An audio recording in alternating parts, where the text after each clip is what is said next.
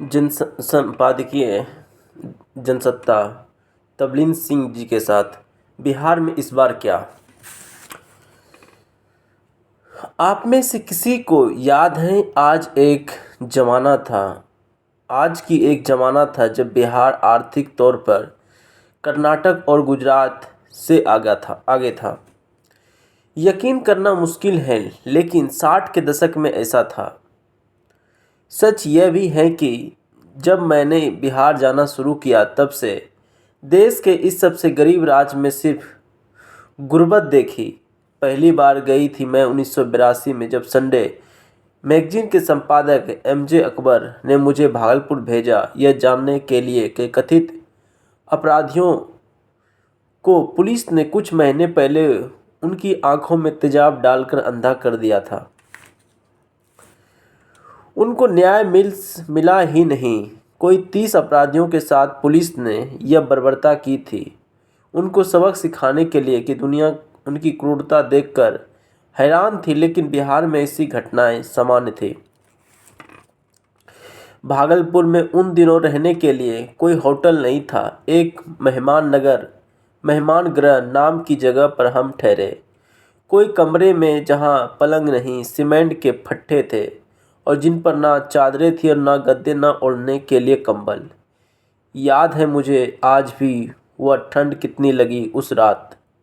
इसके बाद बिहार जाना कई बार हुआ। मैंने इस राज्य की तरक्की ना होने के कारण करीब से देखा। वे दिन भी देखे जब जातीय सेना थी देहातों में, जो एक दूसरे पर हमला इतनी क्रूरता से करती थी कि उन पर लिखना मुश्किल था। खास तौर से ये याद मुझे रणवीर सेना का 1997 में लक्ष्मणपुर बाएं वाला हमला, जिसमें 58 दलित मारे गए थे। इस गर्भवती महिला और बच्चे भी इसमें शामिल थे। मैंने जब वहां पहुंची, दलितों की कच्ची झोपड़ियों को जला दिया गया था। इतिहास के पुराने पन्ने मैंने इतिहास इसलिए खोले कि आज जब बिहार में फिर से चुनाव होने वाला है तो उनको इतिहास के पर्दे के सामने रखकर देखना जरूरी है याद करना, न सिर्फ हिंसक घटनाएं याद करना, यह भी जरूरी है कि उस जंगल राज को जब लालू यादव के नाम से जोड़ा जाता है। पटना की सड़कों पर उन दिनों रात में घूमना मौत की दावत देने के बराबर था।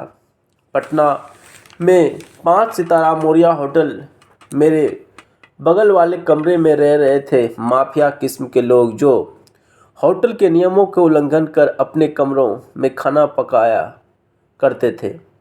उस पर कई बार गई थी मैं नई मुख्यमंत्री राबड़ी देवी का इंटरव्यू करने। लालू यादव को जब चारा घोटाले में दोषी पाकर जेल भेजा गया तो उन्होंने राज्य को अपनी पत्नी के हवाले छोड़ दिया था। याद है मुझे, मैंने जब राबड़ी देवी से पूछा था कि क्या शासन संभालने के लिए शिक्षित होना जरूरी नहीं, तो वे भड़क गई और मुझे और मेरी टीम को घर से बाहर निकाल दिया था। जब नीतीश कुमार का दौर शुरू हुआ और बिहार में थोड़ी बहुत शांति आई और शासन भी काफ़ी हद तक ठीक चलने लगा, तो उनको सुशासन बाबू के नाम से जाना गया। उनके 20 साल लंबे दौर में बिहार की गुर्बत कम जरूर हुई, लेकिन आज भी यह देश का सबसे गरीब राज्य है। आज भी जाति के नाम पर वोट डालते हैं बिहार के मतदाता, और आज भी यहाँ विकास इतना कम हुआ है कि देश के महानगरों में आपको धनवानों के घरों में नौकर बहुत सारे बिहारी मिलेंगे। नीतीश कुमार के दौर में कुछ हद तक ही परिवर्तन आया और थके हारे के से लगते हैं। इतने ही अनुमान लगाया जाता है कि उनका जीतना मुश्किल है इस बार, बावजूद इसके कि उनके साथ खड़े हैं नरेंद्र मोदी। इस गठबंधन को सबसे ज़्यादा मुकाबला दे रहा है ऐसा गठबंधन जिसका नेतृत्व कर रहे हैं उन लोगों के वारिस जिन्होंने बिहार के सबसे ज़्यादा नुकसान किया है, राहुल गांधी और तेजस्वी यादव। ये वारिस और अगर जीत जाते हैं तो इस बार बिहार के कहीं पुराने दिन देखने को शायद मिलेंगे। इस दफ़ा नए चेहरे और उम्मीद के रूप में अगर हैं तो प्रशांत किशोर की जन स्वराज पार्टी। उम्मीद है कि जन स्वराज को इतना समर्थन मिलेगा कि बिहार की राजनीति में उसकी जगह बने। मेरा मानना है कि देश को ऐसे राजनेताओं की सख्त ज़रूरत है जो सिर्फ जनता की सेवा करने आए। राजनीति में प्रशांत किशोर ने पिछले 3 वर्षों में बिहार के तकरीबन हर जिले में पदयात्रा कर लोगों के साथ संपर्क जोड़ा है और उनकी समस्याओं को समझने की कोशिश की है। साथ ही उनको समझाने की कोशिश की है कि उनके जातिवाद के पिंजड़े से निकलकर वोट करना चाहिए। ऐसे लोगों को जो वास्तव में उनके लिए कुछ करना चाहता है, जो बिहार के विकास के लिए जी जान से काम करेंगे, ऐसे लोगों को देश को ज़रूरत है, लेकिन बिहार को ज़्यादा।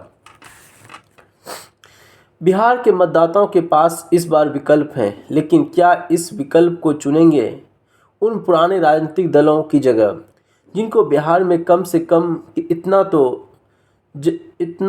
तो कहा जा सकता है कि ये पहचाने हुए लोग हैं। कहना मुश्किल है कि बिहार के मतदाताओं में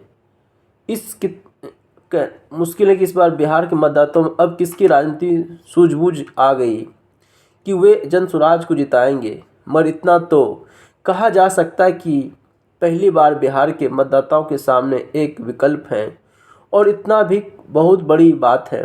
निजी तौर पर मैं इतना कहना चाहता हूं कि अगर मैं बिहार में मतदाता होता तो मेरा वोट जन स्वराज को जाता। आगे यह भी कहना चाहूँगा कि इस देश की सबसे बड़ी राजनीतिक ज़रूरत है कि हर राज्य में किसी चमत्कार के सामने आ जाए आम जनता के लिए ईमानदार से काम करने वाले नेता, ताकि वास्तव में विकसित भारत का सपना साकार होता हम देख सके।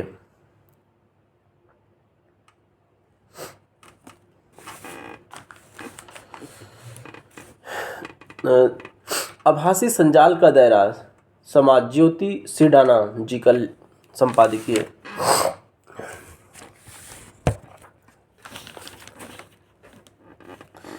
वर्तमान दौर की अनिश्चितता का युग है, कहा जा सकता है, जब कोई भी संस्था, संबंध, वस्तु स्थायी नहीं है। अगर कुछ अस्थायी है तो वह भय, असुरक्षा, अविश्वास, क्रोध और हिंसा। कुछ समाज विज्ञानी इसे तरल आधुनिकता की संज्ञा देते हैं। पोलैंड के समाजशास्त्री जिमगंट ब्राउन ने तरल आधुनिकता के माध्यम से बताया कि ऐसी स्थिति है जहां समाज और इसकी संरचना लगातार बदलती रहती है। इसका कोई निश्चित आकार नहीं होता। यह एक ऐसी दुनिया है जहां तरल पदार्थों की तरह चीज़ें बहती रहती हैं, उनमें स्थिरता नहीं होती। यहाँ भावी समाज या भावी जीवन की भविष्यवाणी करना मुश्किल होता है। अनिश्चितता के इस वातावरण में न केवल समाज को बल्कि मनुष्य की मानसिक स्थिति को भी स्थिर कर दिया है। युवाओं और किशोरों को ऐसे लगने लगा है कि डिजिटल साधनों, उपकरणों के बिना जीवन का अस्तित्व ही संभव नहीं। सुबह जागने से लेकर रात को सोने तक यह पीढ़ी बिना डिजिटल उपकरणों के कोई काम शायद ही नहीं कर सकती। इस निर्भरता ने इसे पंगु बना दिया है। उन्हें मानसिक और शारीरिक बीमारी ने घेर लिया है। अकेलापन, निराशा, क्रोध, आक्रामकता, अविश्वास और स्मृति लोप के लक्षण सामान्य बात है। मनोभ्रंश, स्मृति एकाग्रता के ह्रास एक मानसिक स्थिति है जो अब डिजिटल प्रौद्योगिकी के अत्यधिक उपयोग के कारण भी हो रहा है। सामान्यतः लगातार स्क्रीन पर अधिक समय बिताने और उपकरणों पर निर्भरता के कारण यह बीमारी और उभर रही है। डिजिटल डिमेंशिया शब्द को 2012 में जर्मन तंत्रिका विज्ञानी मैनफ्रेड स्पिट्जर ने गढ़ा था। इस युग में सूचना एकत्र करने, कुछ भी सीखने, पूछने और मनोरंजन के लिए भी मनुष्य की तकनीक पर निर्भरता बढ़ गई है। इससे सूचनाओं का विश्लेषण करने और धारणा करने की मानसिक की क्षमता कमजोर होने लगी। सामान्यतः आजकल देखा जाने लगा है कि बच्चे और किशोर हर चीज़ के लिए आधुनिक तकनीक पर निर्भर रहने लगे हैं, जैसे प्रोजेक्ट बनाना, होमवर्क करना, खेल खेलना, वीडियो बनाना, फ़ोटो खींचना और दोस्तों से बात करना आदि। यदि उम्र का ऐसा पड़ाव होता है जब उसके मस्तिष्क परिपक्व हो रहा हो, कहा जा सकता है शरीर के जिस अंग का उपयोग लंबे समय तक नहीं किया गया वह काम करना बंद कर देता है। ऐसे मस्तिष्क के स्थान पर तकनीक या मशीन पर निर्भर होना बच्चों के लिए कितना घातक हो सकता है, यह सोचने का विषय है।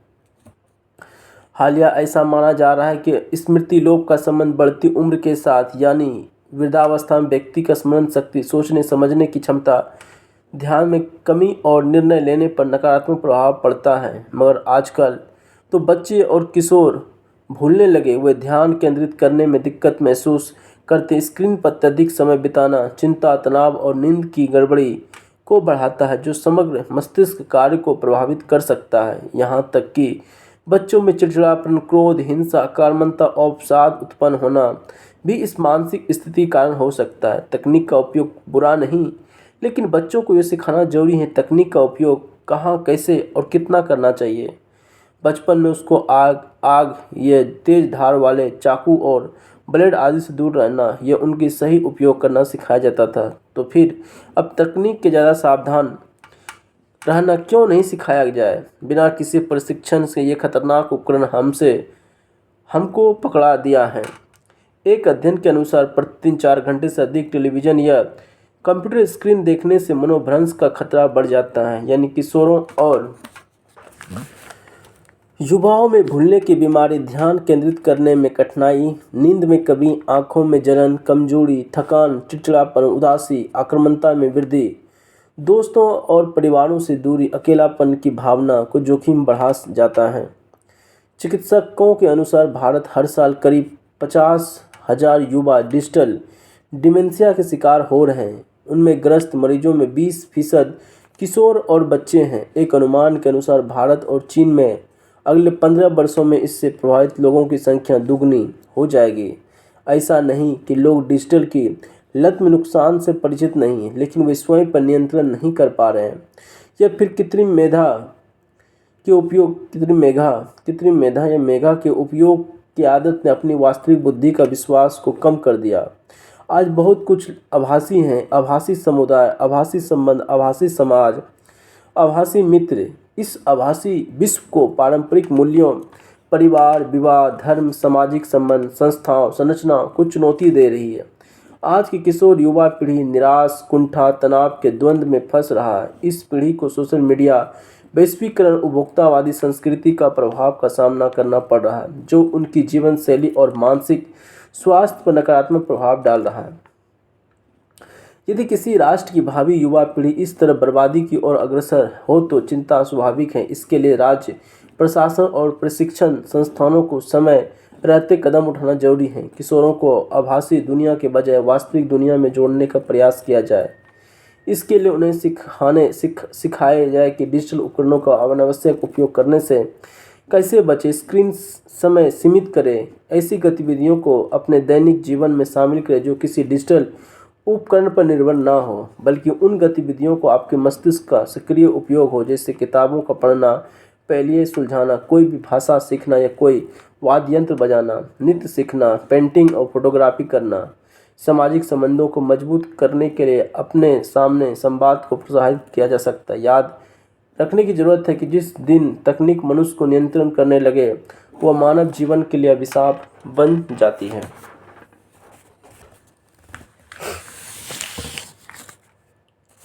सीढ़ी से ऊपर नीचे, पी चिदम्बरम जी का लेख, जनसत्ता।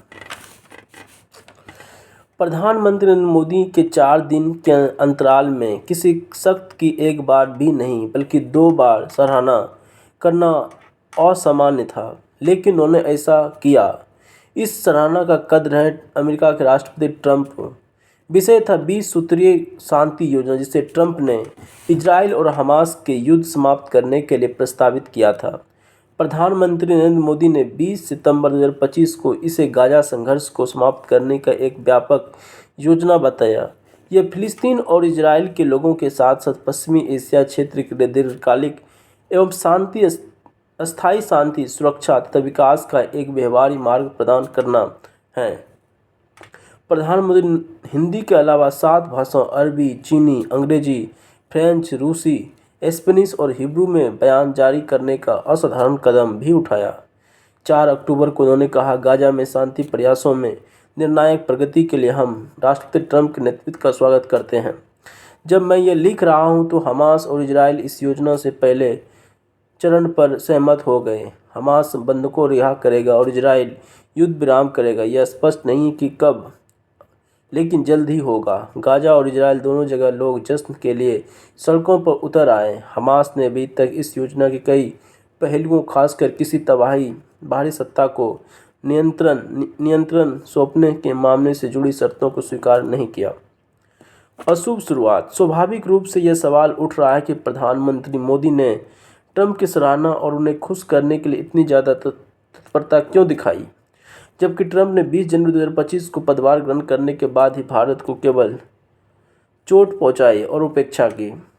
राष्ट्रपति के रूप में अपने कार्यकाल 2017 से 21 में ट्रंप ने स्टील पर 25 और एल्यूमीनियम पर 10% शुल्क लगाकर भारत और अन्य देशों को निशाना बनाया और भारत को मिलने वाले जीएसपी लाभों को समाप्त कर दिया। और 2020 में उन्होंने भारतीय द्वारा इस्तेमाल किए जाने वाले विभिन्न श्रेणी में वीज़ा, खासकर H1B वीज़ा को निलंबित कर दिया। फिर भी 22 सितंबर 2019 को टेक्सास के ह्यूस्टन में एक रैली में प्रधानमंत्री नरेंद्र मोदी ने घोषणा की कि अब की बार ट्रंप सरकार। डोनाल्ड ट्रंप ने अपने दूसरे कार्यकाल में 9 महीने में भारत और ब्राज़ील पर सबसे अधिक शुल्क लगाया, जिस कारण भारत से अमेरिका में इस्पात, एल्यूमीनियम, कपड़ा, रत्न, आभूषण, समुद्री भोजन, दवाएं, जूते, फर्नीचर, कार और खिलौने का निर्यात बुरी तरह प्रभावित हुआ। उन्होंने भारत पर रूस से तेल खरीदकर यूक्रेन के खिलाफ युद्ध को वित्त पोषित करने का आरोप लगाया और भारतीय वस्तुओं पर अतिरिक्त 25% शुल्क लगाया। इसके करीबी सहयोगी और सीनेटर लिंडे ग्राहम ने भारत से कहा, अगर इस रूस के तेल खरीदना जारी रखा तो अमेरिका आपको पूरी तरह से बर्बाद कर देगा और आपकी अर्थव्यवस्था को चौपट कर देगा। ट्रंप ने भारत को टैरिफ किंग कहा और इसके व्यापार सलाहकार पीटर नवारो ने इससे भी बदतर कहा कि भारत रूस संबंधों की आलोचना करते हुए उन्होंने कहा दोनों देशों को बेजान अर्थव्यवस्था करार दिया। उन्होंने H1B वीज़ा के लिए आवेदकों पर $1 लाख अमेरिकी डॉलर का भी भारी शुल्क भी लागू कर दिया तथा छात्र एवं जीवन साथी वीज़ा जारी करने के नियमों को कड़ा कर दिया। इस वर्ष फरवरी में मई से बीच 1000 से अधिक भारतीय कथित रूप से अवैध और प्रवासियों को हथकड़ी और पैरों में जंजीरें डालकर सैन्य विमान से भारत भेज दिया गया। पाकिस्तान के पक्ष में ट्रंप। पहलगाम में आतंकी हमले के और आपत्तियों के बावजूद इस पर मई-जून में पाकिस्तान को अरबों डॉलर की सहायता मिली, जिसमें IMF से $1 बिलियन अमेरिकी डॉलर, ADB से $800 मिलियन और विश्व बैंक से $40 बिलियन की मदद शामिल है। इसमें अमेरिका का भी महत्वपूर्ण सहयोग रहा। भारत के इनकार के बावजूद अमेरिका के राष्ट्रपति डोनाल्ड ट्रंप ने इस बार दावा किया कि उन्होंने भारत-पाकिस्तान युद्ध को समाप्त करने के लिए मध्यस्थता की थी। सबसे बड़ा अपमान तब हुआ जब उन्होंने 18 जून को व्हाइट हाउस में पाकिस्तान के सेना प्रमुख का भूतपूर्व तरीके से दोपहर भोजन पर मेजबानी की और 25 सितंबर को ट्रंप ने पाकिस्तान के प्रधानमंत्री और सेना प्रमुख के साथ एक संयुक्त बैठक की, जहां महान नेता ट्रंप के शब्दों में उन्होंने दुर्लभ खनिजों की आपूर्ति की पेशकश की। पाकिस्तान वस्तुओं पर 19% शुल्क के साथ एक व्यापक साझेदार पर हस्ताक्षर किए और अब अरब सागर में एक बंदरगाह बनाने और संचालित करने के लिए अमेरिका को आमंत्रित किया। ट्रंप 9/11 का आतंकी हमला, Osama bin Laden, Abbottabad Pakistan को आतंकियों की पनाहगाह बताना सब भूल गए। ऐसा लगता है कि पाकिस्तान ने एक ही समय 2 घोड़े अमेरिका और चीन पर सवार करने की कला सीख ली है। जनवरी 2025 के बाद अमेरिका ने ऐसा एक भी काम नहीं किया जिसे भारत के लिए दोस्ताना कहा जा सके। भारत अमेरिका के संबंध एक सीढ़ी पर हैं जिस पर नीचे की ओर जाने का संकेत लिखा है और प्रधानमंत्री मोदी हताश में नीचे की ओर जाने वाली सीढ़ियों पर ऊपर की ओर चढ़ने की कोशिश कर रहे हैं। एक सपने का खात्मा। बड़ा सवाल है कि भारत के प्रधानमंत्री ने इजराइल समर्थित शांति योजना के अवसर का इस्तेमाल करते हुए ट्रंप की सराहना क्यों की, जबकि इस योजना की फिलिस्तीनियों के लिए निराशा भरी है। इस योजना के बिंदु 19 में कहा गया है, जब गाजा का पुनर्विकास आगे बढ़ेगा और फिलिस्तीनियों के प्राधिकरण का सुधार कार्यक्रम ईमानदारी से लागू किया जाएगा, तभी शायद फिलिस्तीन के लोगों के आत्मनिर्णय और राजत्व के लिए एक विश्वसनीय मार्ग की स्थितियां तैयार होगी। इस बात पर मेरे विचार से युद्ध अंततः रुक सकता है। बंधकों या उसके पार्थिव शरीर को जल्द ही रिहा किया जा सकता है और मानवीय सहायता गाजा के असहाय निवासियों तक पहुंच सकती है। लेकिन गाजा एक गैर राजनीतिक समिति के अधीन होकर एक तरह के आभासी उपनिवेश बन जाएगा, जिसकी देखभाल डोनाल्ड ट्रंप और टोनी ब्लेयर जैसे नेताओं वाले शांति बोर्ड द्वारा की जाएगी। फिलिस्तीन का अपना देश का दर्जा पाने का मसला लगभग मर चुका है। जाहिर है कि तमाम व्यर्थ की सेखी बघाड़ने के बावजूद प्रधानमंत्री को यह एहसास हो गया कि दुनिया में भारत के कुछ ही दोस्त हैं और वह भारतीय अर्थव्यवस्था सख्त नहीं कि अपने आसपास चल रहे तूफानों का सामना कर सके। चापलूसी, कुशल कूटनीति और ठोस व्यापार एवं निवेश नीतियों का विकल्प नहीं। आखिर पैसा बोलता है। कुछ इसी बीच रावण दहन फिर हुआ। नेताओं ने अपने कल्पित रावण को अपने इस तरीके से दफन किया। इन दिनों आपसी समझ इतने तख्त हैं कि किसी भी तबीयत खराब होने पर उसकी करीबी उसको गेट वेल सुन भी कहे तो लोग ऐसा कहने वाले की मृत्यु की कामना करने लगते हैं।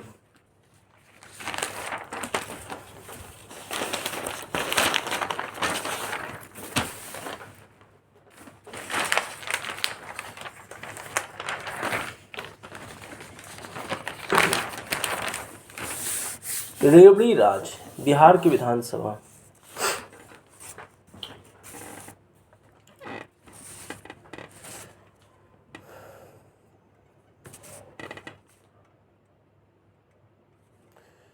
लोकतंत्र में राजनीतिक शक्ति प्रदर्शन के संतुलन के लिए एक बड़ी चुनौती उभर कर आई। यह चुनौती है सत्तारूढ़ दलों द्वारा बड़े पैमाने पर रेवड़ी की घोषणा करना और तुरंत लागू कर देना। जाहिर है कि राज्य या केंद्र स्तर पर सत्ताधारी दलों के विपक्ष की तुलना में चुनावों के दौरान मुफ्त उपहार बांटने और महत्वपूर्ण बढ़त हासिल होता है। सत्ता पक्ष सार्वजनिक धन और सरकारी मशीनरी का उपयोग नए कल्याणकारी कार्यक्रम शुरू करने या मौजूदा कार्यक्रम को विस्तार करने के लिए कर सकता है और तुरंत लागू भी कर सकता है। इसका मुकाबला करना विपक्षी दलों के लिए कठिन हो जाता है।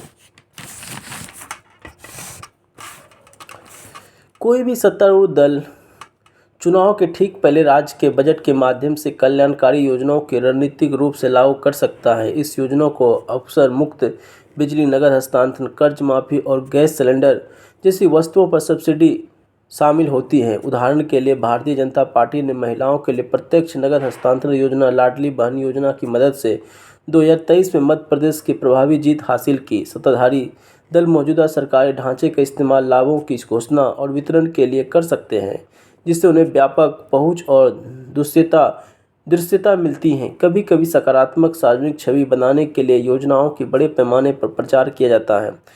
सत्ताधारी पार्टी हजारों करोड़ रुपये की योजना शुरू कर सकती है। यह एक ऐसा पैमाना है जिसपे कोई विपक्षी दल वहन नहीं कर सकता, जिसका वादा भी नहीं कर सकता। महाराष्ट्र मौजूदा सरकार ने विधानसभा चुनाव से पहले नगद हस्तांतरण योजना के जरिए 18,525 करोड़ रुपये वितरित किए थे। बिहार के आगामी विधानसभा चुनाव से पहले प्रधानमंत्री ने 5 लाख स्नातकों के लिए मासिक 1,000 रुपये का भत्ता घोषित किया। कुछ रेवड़ियों का अनुमान 7,500 करोड़ रुपये का, हरियाणा में 5,000 करोड़, मध्य प्रदेश में 22,000 करोड़ और महाराष्ट्र में 36,000 करोड़ रुपये की योजना घोषित की गई। कुल मिलाकर रेवड़ियाँ 70,000 करोड़ रुपये, जो इसरो की बजट 13,416 करोड़ से 5 गुना अधिक है। ये घोषणा राजद सरकार द्वारा की गई, लेकिन विपक्षी दल जैसे आप, कांग्रेस भी पंजाब, हिमाचल, कर्नाटक और तेलंगाना आदि में भी इसी तरह की योजना चली रही, जैसे मुफ्त बिजली या बस यात्रा। वैसा राजस्थान, छत्तीसगढ़ और तेलंगाना में सत्ताधारी दलों ने रेवड़ी बांटी, लेकिन जीत नहीं सके। मुफ्त उपहार बांटने की यह प्रथा 2010 के दशक राज्य स्तर पर तेज हुई। उदाहरण स्वरूप तमिलनाडु, आंध्र प्रदेश मुफ्त लैपटॉप या सोना बांटने की परंपरा रही।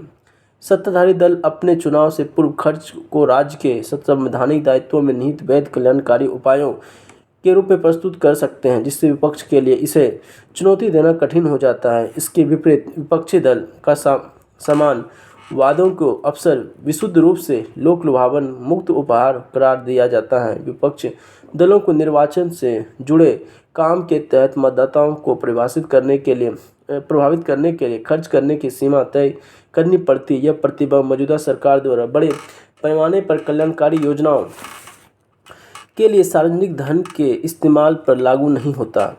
मुक्त चीज़ों का मुद्दा इस भारत के सर्वोच्च न्यायालय के समक्ष है। फरवरी 2025 में न्यायालय के मुक्त चीज़ों के वितरण की आलोचना की और एक न्यायाधीश ने चेताया कि इससे परजीवियों का एक वर्ग पैदा हो सकता है। भारत में चुनाव आयोग ने पार्टियों से यह बताने के लिए कहकर इस मुद्दे का समाधान करने की कोशिश की कि वे अपने चुनावी वादों के लिए धन कैसे जुटाएंगे।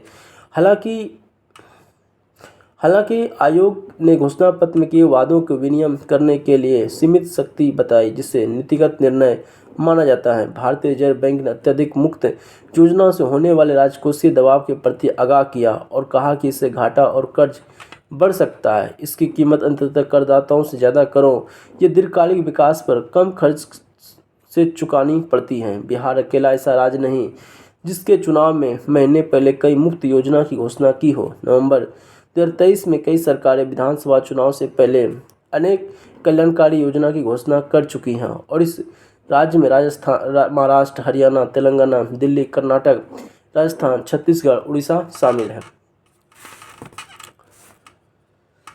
मुक्त उपहार घोषणा को कैसे प्रभावित करते हैं? मुक्त उपहार का चुनाव के समक्ष नतीजा का असर पड़ता है। महाराष्ट्र में माझी लाडली बहन योजना महायुति गठबंधन के लिए फायदेमंद साबित हुई। बंडरेरा अमरावती में आज अजय बांस द्वारा प्राप्त आरटीआई जानकारी के अनुसार 12 नवंबर 2024 तक राज्य सरकार इस योजना के तहत जुलाई और नवंबर 2024 के बीच 18,525 करोड़ वितरित किए। ये महिला बाल विकास कल्याण विभाग ने बताया कि लाभ के लिए आवेदन करने वाली 2.63 करोड़ महिलाओं में से 2.47 करोड़ या पात्र पाए गए। प्रत्येक स्वीकृत लाभार्थी को 5 महीने की अवधि में प्रत्यक्ष बैंक हस्तांतरण के माध्यम से 1,500 यानी 1,500 प्रति माह प्राप्त हुए। महायुति गठबंधन इस राशि की 1,500 से बढ़ाकर 2,100 रुपये प्रति माह करने का संकल्प लिया।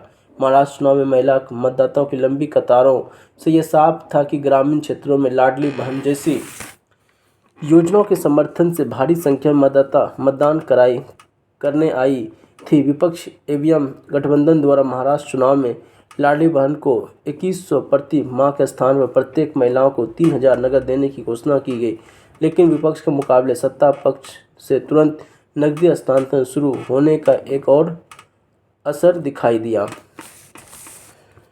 सत्ता विरोधी लहर का मुकाबला।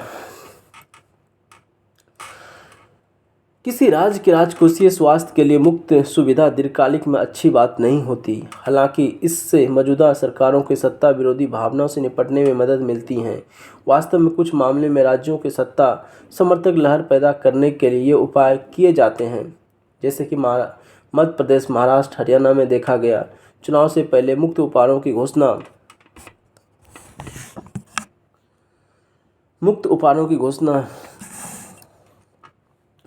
घोषणा ने आम तौर पर जीएसडीपी सकल राज्य घरेलू उत्पाद का 1.7% कर्ज होता है। जीएसडीपी का एक प्रमुख आर्थिक संकेतक जो किसी राज्य के कुल आर्थिक उत्पाद को मापता है, जिसे किसी निश्चित अवधि में उसकी सीमाओं के भीतर उत्पादित सभी अंतिम वस्तुओं और सेवाओं को शामिल होती है। इसके परिणाम स्वरूप चुनाव वर्ष के दौरान राजकोषीय अगर पिछले वर्ष की तुलना में जीएसडीपी के 1% भी वृद्धि हुई तो चुनाव में एक वर्ष पहले और चुनाव के एक वर्ष बाद प्रमुख राज्यों के राजकोषीय घाटे में तुलना से पता चलता है कि छत्तीसगढ़ में सबसे अधिक वृद्धि हुई। पीआरएस लेजिस्लेटिव रिसर्च के अनुसार राज्य के नवंबर 2023 में चुनाव होने थे। चुनाव से पहले वर्ष राजकोषीय घाटा 1% दर्ज किया गया, जो उसके बाद वर्ष में बढ़कर 4.9% हो गया। उड़ीसा, मध्य प्रदेश, कर्नाटक में भी राजकोषीय घाटा में 1.4 से 1.5% वृद्धि देखी गई।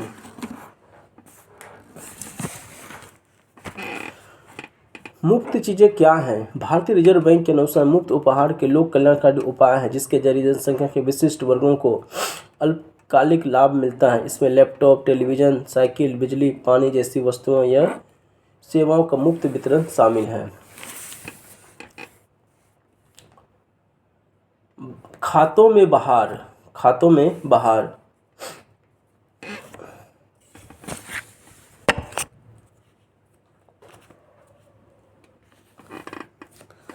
बिहार के लिए प्रधानमंत्री नरेंद्र मोदी ने 62,000 करोड़ रुपये लागत वाली युवा केंद्रित विभिन्न पहलों का अनावरण किया। इससे पहले बिहार सरकार ने 1 करोड़ जीविका महिलाओं को सीधे नगद हस्तांतरण, बेरोजगार स्नातकों को 1,000 रुपया मासिक भत्ता, निर्माण श्रमिकों के लिए 5,000, सभी घरों में 125 यूनिट मुफ्त बिजली देने की घोषणा की और वृद्ध लोगों की पेंशन राशि में भी वृद्धि की। बिहार में विधानसभा चुनाव से पहले नीतीश कुमार ने जीविका दीदियों के समर्थन हासिल करने के लिए प्रत्येक को 10,000 रुपये हस्तांतरित किए। नीतीश कुमार ने 29 अगस्त 2025 को अपनी कैबिनेट बैठक में प्रधानमंत्री महिला रोजगार योजना को मंजूरी दे दी। इसके तहत बिहार भर में पात्र जीविका दीदी के बैंक खातों में 10,000 रुपया की नकदी सीधे हस्तांतरित की जाती हैं। इसके रोजगार पैदा होती हैं और बदले में उन्हें और परिवारों को आर्थिक रूप से सशक्त बनाया जाता है। इस योजना के आर्थिक रूप से कमजोर वर्ग की महिलाओं या जिनके पास आय का कोई स्थिर स्रोत नहीं है, वे प्राथमिकता दी गई जाती हैं। यह योजना एक एकल परिवार में रहने वाली महिलाओं को लाभ प्रदान करती है जिनके पति, पत्नी और अविवाहित बच्चे शामिल हैं। अविवाहित वयस्क महिला जिनके माता पिता अब जीवित नहीं हैं, वे भी पात्र हैं। आवेदकों की आयु 18 से 60 वर्ष के बीच होनी चाहिए। अपना उद्यम शुरू करने के लिए वित्तीय सहायता के माध्यम सशक्त बनाने के उद्देश्य से इस योजना के प्रदर्शन मूल्यांकन के आधार पर कुछ 6 महीने के बाद महिला उद्यमियों को 2 लाख रुपये का अतिरिक्त अनुदान दिया जाता है। इस निधि का उपयोग लाभार्थी द्वारा चुने हुए क्षेत्रों में किया जा सकता है जिसमें कृषि, पशुपालन, हस्तशिल्प, सिलाई, बुनाई और अन्य लघु उद्योग शामिल है। इस योजना के तहत प्रत्यक्ष नगद हस्तांतरण की पहली वित्त प्रधानमंत्री नरेंद्र मोदी ने 26 सितंबर को दिल्ली से वीडियो कॉन्फ्रेंसिंग के माध्यम से 75 लाख महिलाओं को प्रदान की। बाद में नीतीश कुमार ने स्वयं 3 अक्टूबर को 25 लाख जीविका दीदियों को 10-10 हज़ार रुपये हस्तांतरित किए। अब तक की 1 करोड़ महिलाओं को इस योजना के तहत सीधे नगद राशि मिल चुकी है। नगद हस्तांतरण के अलावा अलगा दौर 8 अक्टूबर को शुरू किया गया। बिहार के मतदाताओं में महिलाओं की महत्वपूर्ण भूमिका रही। 2010 से मतदाताओं में उनकी संख्या पुरुषों से अधिक रही। महिला मतदाताओं के बढ़ते मतदान के पीछे एक प्रमुख कारण प्रवासन है। पुरुष मतदाता बड़ी संख्या में बिहार से पलायन करते हैं। इस बार वे चुनाव के दौरान वापस नहीं लौट पाते। महिलाएं अपने घरों में ही रहती हैं और चुनाव के दिन वे एक त्यौहार की तरह मनाती हैं। महिला मतदाताओं की जाति तटस्थ मतदाता माना जाता है जिसका अर्थ है वे जाति आधारित मतदान की मानसिकता वाले राज्य में जातिगत सीमाओं से ऊपर उठकर मतदान करती हैं। मुख्यमंत्री नीतीश कुमार ने 17 जुलाई को घोषणा की कि बिहार में 1.67 करोड़ परिवारों को 125 यूनिट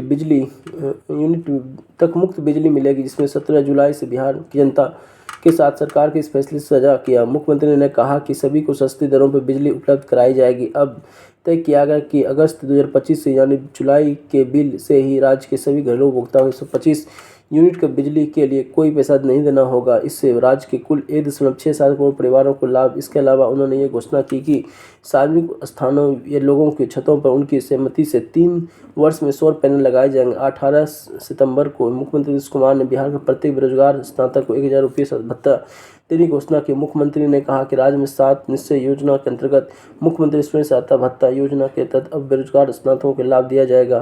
पहले ये योजना केवल इंटरमीडिएट पास उम्मीदवारों के लिए थे। अब 20 से 25 वर्ष की आयु के स्नातक जो पढ़ाई, नौकरी या स्वरोजगार नहीं कर रहे हैं उन्हें भी 2 साल तक 1,000 रुपये भत्ता मिलेगा। हर साल अधिकतम 5 लाख बेरोजगार स्नातकों को इस योजना का लाभ मिलेगा। उन्होंने ये कहा कि सहायता से युवाओं के कौशल प्रशिक्षण और प्रतियोगिता परीक्षाओं की तैयारी में मदद मिलेगी। 17 सितंबर को मुख्यमंत्री नीतीश कुमार ने बिहार के 16 लाख से अधिक ज़्यादा निर्माण मजदूरों के लिए भी सुखद आश्चर्य दिया। उन्होंने विश्वकर्मा पूजा और प्रधानमंत्री मोदी के जन्मदिन के अवसर पर 16.04 लाख निर्माण मजदूरों को खाते में 5,000 से 55,000 रुपये हस्तांतरित की। बिहार के वार्षिक वस्त्र सहायता योजना के तहत निर्माण श्रमिकों को बैंक खाते से सीधे 802.46 करोड़ रुपये जमा किए गए। यह राशि त्योहारी मौसम में पहले निर्माण श्रमिकों को कपड़े खरीदने में सहायता के लिए दी गई। चुनावी उपहार, अर्थव्यवस्था पर भार। रेवड़ी संस्कृति देश की राजनीति का केंद्र में आ चुका है। दक्षिण भारत से शुरू इस यह प्रथा अरविंद केजरीवाल ने नई ऊंचाइयों पर पहुंचाया। इसका बाद दूसरे दलों ने अनुसरण किया। एक ऐसी अर्थशास्त्री और नीति विशेषज्ञ इस प्रथा की आलोचना करते हैं जो दूसरी और कई नेता मतदाताओं के लिए मुफ्त चीज़ों की वकालत करते हैं। चुनाव में मुफ्त सुविधाओं के वादे चुनाव अक्सर इस मायने में जुड़े होते हैं कि राजनीतिक दल अपने घोषणाओं में इसका वादा करते हैं और सत्ताधारी दल अक्सर चुनाव से ठीक पहले उन्हें बांट देते हैं। दीर्घकालिक दृष्टिकोण से यह जीवन की अच्छी गुणवत्ता से समझौता है, क्योंकि मुक्त उपहारों की संस्कृति स्वास्थ्य सेवा, शिक्षा, बुनियादी ढांचे, अनुसंधान और विकास जैसे अन्य जरूरी आवश्यकताओं पर कम पूंजीगत व्यय को दर्शाती है। साथ ही यह बजट के संकट को भी जन्म देती है। 2019 में दिल्ली स्थित एक गैर सरकारी संगठन एसोसिएशन फॉर डेमोक्रेटिक रिफॉर्म द्वारा भारत के 543 संसदीय क्षेत्रों में एक सर्वेक्षण किया गया। उस सर्वेक्षण के अनुसार 42% से अधिक मतदाता किसी भी विशेष उम्मीदवार को वोट देने के पीछे उम्मीदवार की कल्याणकारी योजनाओं के बजाय नकदी, शराब, मुक्त उपहारों के वितरण को एक महत्वपूर्ण करार मानते हैं। सरकार के राजस्व को एक बड़ा हिस्सा प्रत्यक्ष और परोक्ष रूप से आता है, जिससे सरकार के लिए ऋणों पर ब्याज, रक्षा, अनावृत्ति व्यय, सरकारी कर्मचारियों के वेतन, सब्सिडी, जनता के लिए स्वास्थ्य सेवा, शिक्षा और सामाजिक सुरक्षा जैसी योजनाओं का भुगतान करने में मदद मिलती है। और ये योजना तय होती हैं कि सरकार के कुल व्यय का एक हिस्सा इन पर खर्च होता है। जानकार कहते हैं कि सब्सिडी जनता के भोजन, गैस और शिक्षा जैसी कुछ आवश्यक वस्तुओं पर दी जाने वाली छूट राज्यों की सब्सिडी पर अपने खाते के बारे में सतर्क रहने की आवश्यकता है। यदि वो अपने राजस्व का एक बड़ा हिस्सा मुक्त सुविधाओं में खर्च करते तो राज्य के कल्याण पर खर्च करने के लिए उसके पास कम धन बचेगा। मुक्त सुविधाओं की घोषणा करने की आवश्यकता तब पड़ती जब नेता बिना किसी घोषणा पत्र के अपना चुनाव अभियान शुरू करते हैं। इसलिए मतदाताओं को आकर्षित करने के लिए वो मुफ्त सुविधाओं के वादा करते हैं। जानकारों के मुताबिक हर चीज़ को एक कीमत होती है और कुछ भी मुफ्त नहीं हो सकता, क्योंकि किसी को मुफ्त वस्तु के लिए भुगतान करना पड़ता है। सरकार राजस्व को भुगतान कर रही है, ऐसी सरकारी व्यय उसके राजकोषीय घाटे को बढ़ाता है। 2006 से 2011 के बीच तमिलनाडु विधानसभा चुनाव के दौरान कुछ राजनीतिक दलों ने अपने चुनावी घोषणा पत्र में रंगीन टेलीविजन, मैक्सी, बिजली के पंखे, लैपटॉप आदि मुफ्त वितरण की घोषणा की गई। मद्रास उच्च न्यायालय के वकील ई सुब्रमण्यम बालाजी ने 2013 में चुनाव आयोग के खिलाफ एक याचिका दायर की गई। उनके अनुसार पार्टियों की घोषणा पत्र में शामिल मुफ्त उपहार चुनावी अपराध है। साथ ही उन्होंने कहा कि ऐसी प्रथा संवैधानिक प्रावधान के विरुद्ध है। उनका मुद्दा यह था कि यह चुनावी घोषणा में गैर जरूरी वस्तुओं को मुफ्त वितरण वादा जनप्रतिनिधि अधिनियम की धारा 123 के तहत चुनावी रिश्वत के समान है। इसलिए उन्होंने मद्रास उच्च न्यायालय से यह कहते हुए कि इस योजना को चुनौती दी कि राज्य द्वारा सरकारी खजाने से किए जाने वाले खर्च अनाधिकृत, अनुचित और संवैधानिक आदर्शों के विरुद्ध है। अंत में न्यायालय ने कहा कि मुक्त उपहार आसान खेल का मैदान बनाते हैं। दिल्ली के पूर्व मुख्यमंत्री नीतीश कुमार की विपक्ष द्वारा आलोचना की जाती रही कि वे बजट अधिशेष का एक निश्चित हिस्सा मुफ्त सब्सिडी वाली बिजली, पानी, महिलाओं के लिए मुफ्त बस के सफ़र के रूप में सुविधा देने में खर्च कर रहे हैं। विपक्षी दल के नेताओं ने पंजाब चुनाव के लिए आपके घोषणा पत्र पर भी सवाल उठाए, क्योंकि इसमें हर महीने 300 यूनिट बिजली देने की बात शामिल थी। दिल्ली में हर महीने औसतन 47 लाख उपभोक्ताओं को बिजली सब्सिडी का लाभ मिलता था, जिसमें 30 लाख उपभोक्ताओं को कुछ भी नहीं देना पड़ता था और 17 लाख से 50 लाख फीसद मिलती थी। इसकी अधिकतम सीमा 800 रुपये थी। जब पंजाब को आम आदमी पार्टी सत्ता में आई तो अपने वादे को पूरा करने के लिए बिजली सब्सिडी नीति लाई। इससे राज्य के खजाने पर कुल राजस्व का 16% से ज़्यादा बोझ पड़ा।